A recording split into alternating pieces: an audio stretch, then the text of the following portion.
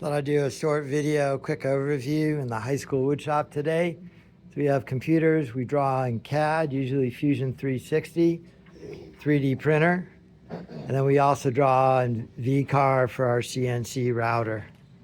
Let's go out in the shop and take a look. Here's our first CNC router right here. About a 15-year-old Techno doing a party tray. Run on that computer there. A couple of small lathes over here for jewelry, pens, our laser engraver. Then here's our big CNC router here for scientific.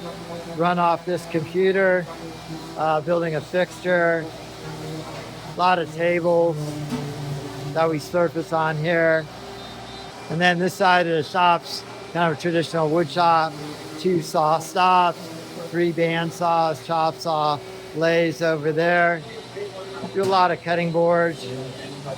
Our drum sander. Purdue cutting board going through. Cut on the CNC. A lot of lathe work. Doing a set of walnut legs for a walnut end table. Got a couple walnut bowls over here. Here's a cool project, kind of original design.